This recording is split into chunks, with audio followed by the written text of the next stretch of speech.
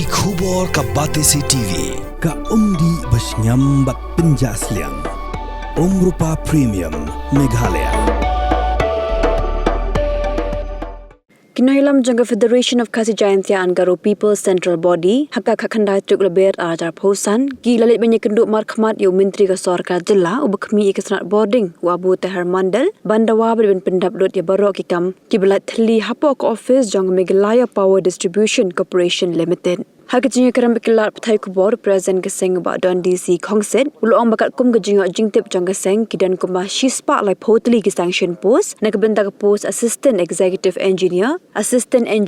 but shispa at pusantli ki sanction post junior engineer haka electrical mechanical cadres baka sub cadres kata bakin thop haka post electronics but computer engineers hapo ka office terkam jang MEPDCL.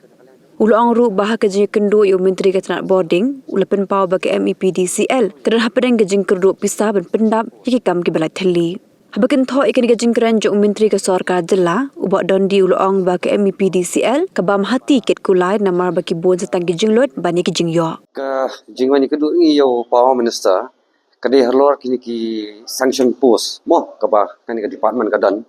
kata habade bakalian kini ki post assistant executive engineer but assistant engineer kidan kembasi spark la potli ki sanction post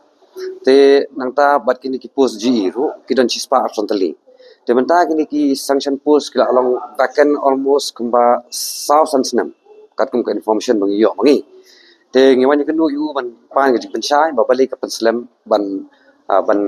fill up yakini ki post en kini ki vacant post mo ya kaba kila nomor bakat kum gi tip yakini ki sanction post kebetulan vacant menta kalau mostly 33% kendai naki promotion bagi yo hi naki beri berak tre pok MCL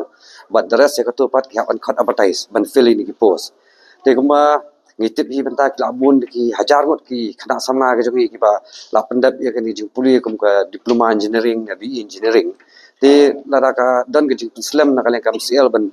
ban fill ini ki post ban recruit ini ki post kalong kadi ke jing du bakhra tik samna kan kham tam ru ya kani ka age rumah kadi ka wai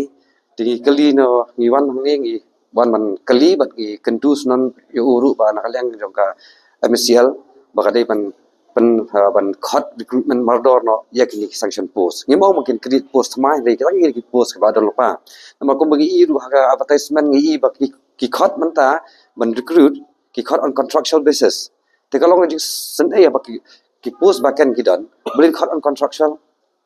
te kata ka bang ekran kan te nakaliang jong minister te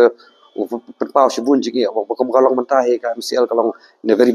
bad shape amar shibun ka hapan siu ke liabilities ne tai tengi bu ka start ng department baki tu ki post ke bladan omle ban pandam ye gitu kri di ban khot model ban recruit model ki khna nang taru koran ka office order jong arja apulai ban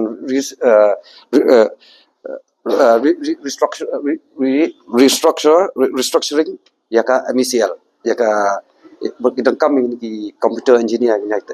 kita itu. Te kan ni adu menta kita long remain vacant ni. Te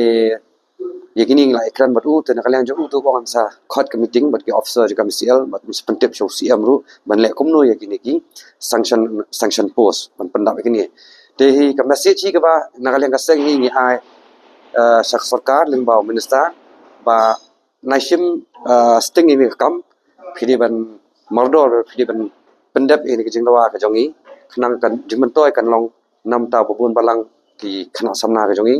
bat bada ka sarkar kalong kuman